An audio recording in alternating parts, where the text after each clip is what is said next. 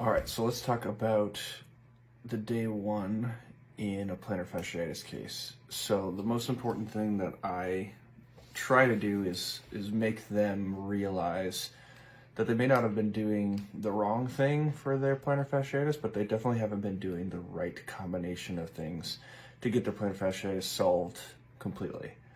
There are a lot of great tools, and I try not to talk down about the things that they've already done, but I want to make sure that they understand a lot of the efforts that they've done before are trying to mask symptoms or just pain relief, and they're not actually fixing the condition that is plantar fasciitis.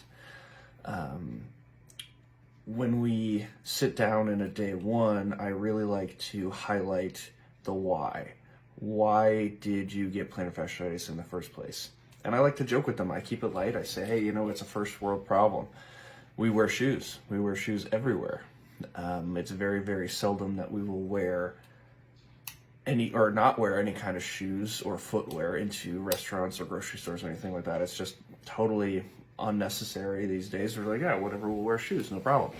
But what that does to the bottom of the foot or the arch of the foot, it makes those muscles really lazy.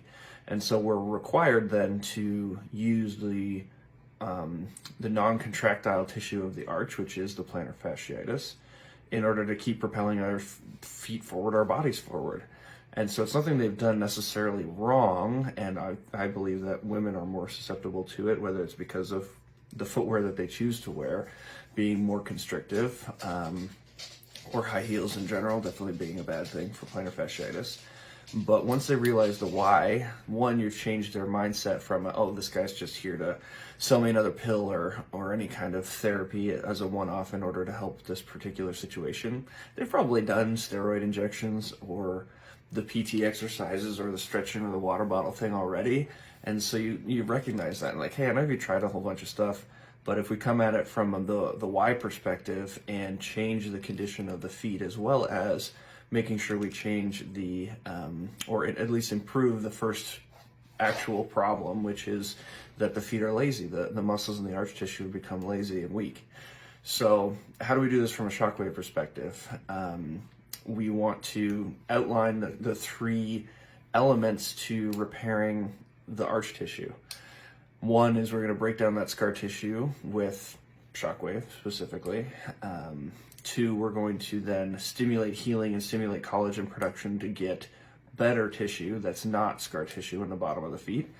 And in order to create length of those new tissues, we might infuse the night brace.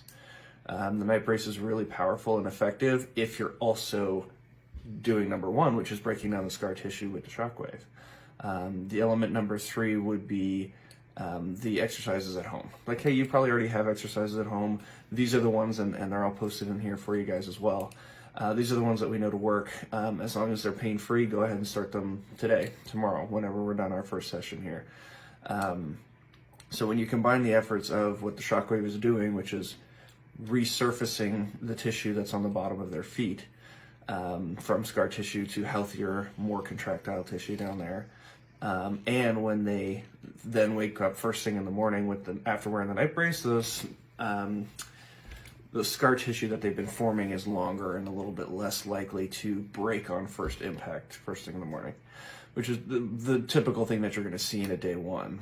And we'll talk about the consult part of all of the Shockwave appointments and how to explain Shockwave. But for specific plantar fasciitis, when you're sitting down with a new client or a new consultation, once you do those three things, remind them why it's happening in the first place, frame how we're going to go about fixing the problem, and that they can see that you're different. The nice thing is that the research backing for Shockwave and plantar fasciitis is pretty robust.